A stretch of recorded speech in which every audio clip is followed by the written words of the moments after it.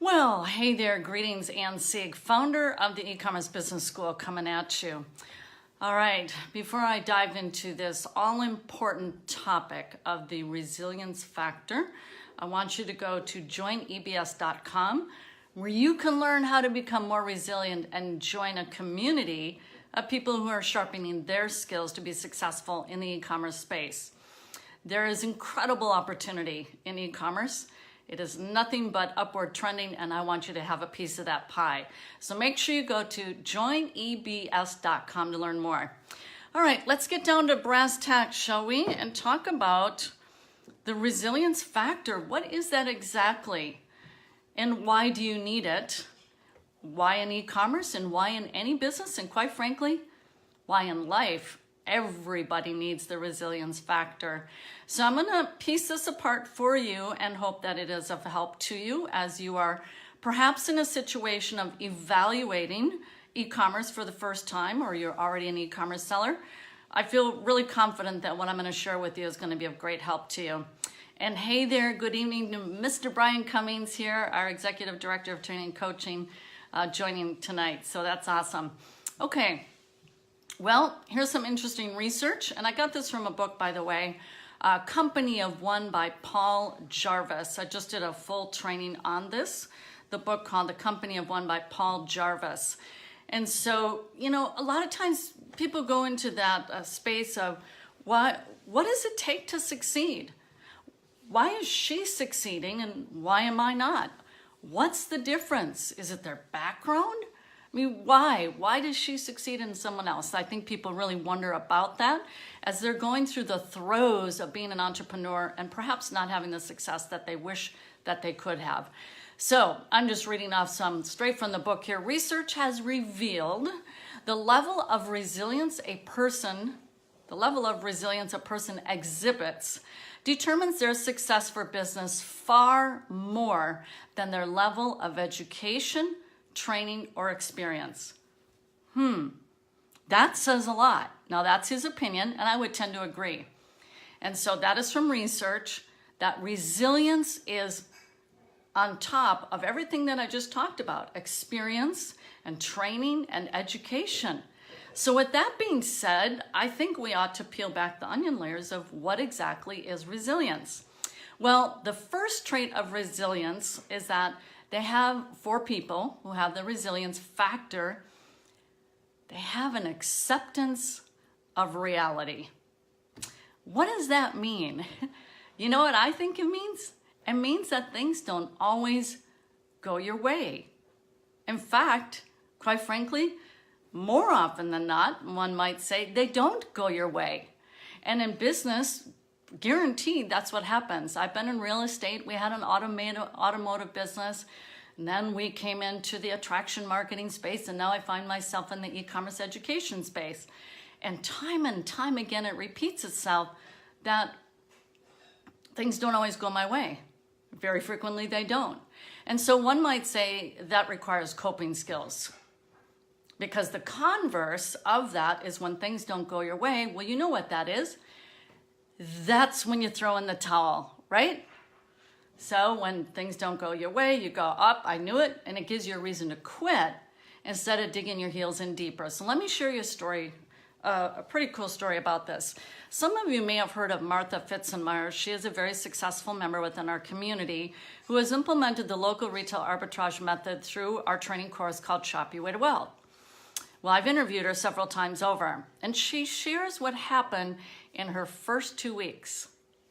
She went out and she did scanning, and lo and behold, she didn't have much success.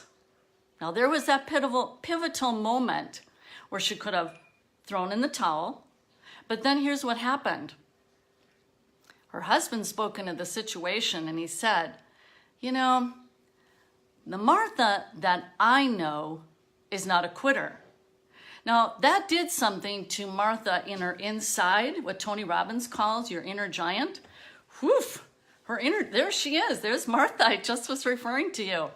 And so Martha's inner giant grew up really big and tall. I'm talking about Martha when your husband had said, you were about 2 weeks in and you're like, I don't know, this just isn't working. And Martha's husband says, okay, the Martha I know is not a quitter.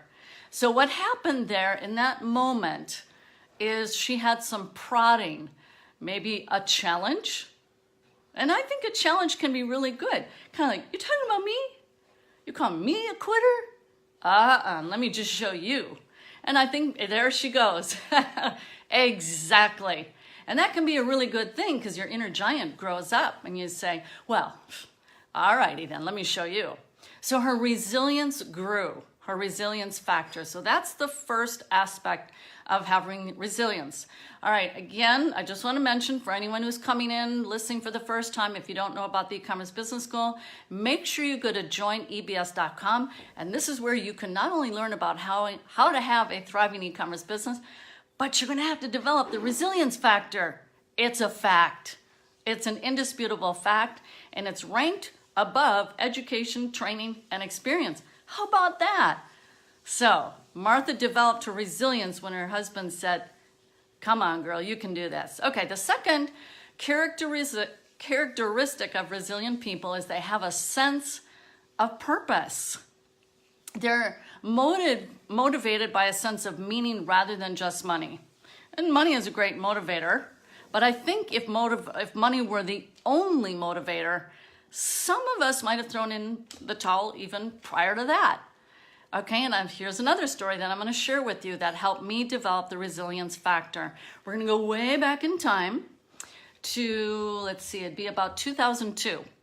And so I had been in direct sales companies in and out for about 30 years, and then my eldest son sponsors me into a direct sales company. And I developed a vision, a sense of purpose, and I'm gonna get my husband home. With me, folks? I didn't care what the vehicle was to do that, but I was gonna make it happen.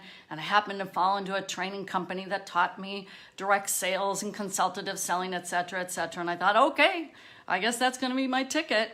Actually, that was subsequent to then this direct sales company that my son sponsored me into. But here is what helped me develop the resilience factor, and it came from an outside force, kind of like with Martha. Something outside herself, that was her husband. In my case, it was reading a book by Robert Kiyosaki called Rich Dad, Poor Dad. And he said, don't do it for what you're gonna earn, do it for what you're gonna learn. I let that sink in and I thought, so does that mean the money will follow? That's what he was trying to tell me, that if I commit to learning, the money will follow. Well, I ranked learner when I took, what is it called? StrengthsFinder, a book that we recommend here inside the e-commerce business school. And if you're just joining me, make sure you go to joinebs.com so you can join our awesome community where you're going to develop resilience. To be successful in e-commerce, and I know Martha can attest to that. So anyways, there's Robert Kiyosaki, an outside mentor, through a book saying, do it for what you're gonna learn, not for what you're gonna earn. Kind of like if you're really hasty and your focus is, where's the money, man? It didn't happen yesterday, I quit. No, instead I understood by sharpening my sword, I would get really good and I would have a marketable skill set for which I could make money from. And that is exactly what happened. So that's the second factor of resilience. First factor, again, is they accept reality. Things don't always go our way. Second factor is they have a sense of purpose. And the last one is the ability to adapt when things change. The ability to adapt when things change helps you develop resilience. Whoa, that is so against our biological norm for which our bodies crave homeostasis, but in the reality, that doesn't strengthen us. Homeostasis means everything's a steady and Freddy. Get to put my feet up and relax for a chill, right? That's homeostasis, and our bodies crave that, but at the same time, we need to be able to exercise fight and flight so we can be strong, because homeostasis never lasts. You're always going to be challenged in life. And for people who shirk from being challenged, you will never strengthen yourself to survive in life, and especially in business, So you've got to be able to accept that desire, that willingness that you have to adapt. So let's get really frank about that. So I've been teaching online for 15 years. Whoa, let me just tell you, if you're in the online space, you really have to be able to adapt to change. Because you open up your Amazon Seller Central back office the next day and whoa, things have changed. And things are constantly changing. Our market on Facebook, wow, have things changed. They just keep changing and changing and changing. So let's go through these. We're going to sum it up.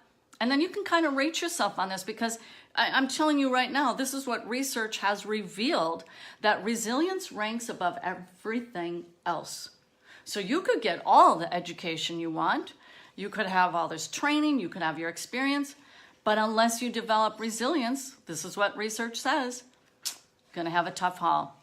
So let me recap and then we'll give this a wrap. The first trait is that people have an acceptance of reality. Okay? They don't go, falling apart because reality has shown up in a certain form, right? And we all have to develop those coping mechanisms to deal with that and forge ahead. Second characteristics of resilience is they have a sense of purpose. And the third and the last is the ability to adapt to change. So I don't know if these sound like extremely foreign, like, wow, that's what resilience is? But that's what it is. So knowing this, and if you really want to be successful in business, and in this case in e-commerce, just when these things come your way, check in with yourself and say, I'm going through the resilience growth. I'm going to accept this and I'm going to go with it and strengthen my muscles of resilience. So that's what I wanted to share with you, because you know what? I've been having to do some of my own resilience building today. I was hit up with some things that kind of hit me sideways, and it's like, here we go, old friend of mine. And so then I have to develop my inner giant. And that's where it helps to be in a community to help strengthen you. Like what I said, Robert Kiyosaki through a book, Martha with her husband, and being in a community where people support you on a daily basis. I guarantee you, I see it all the time, every day in our group, where people develop their resilience because they're encouraged along the way. Like Martha was encouraged, like I was encouraged. We all can grow our inner giant of resilience.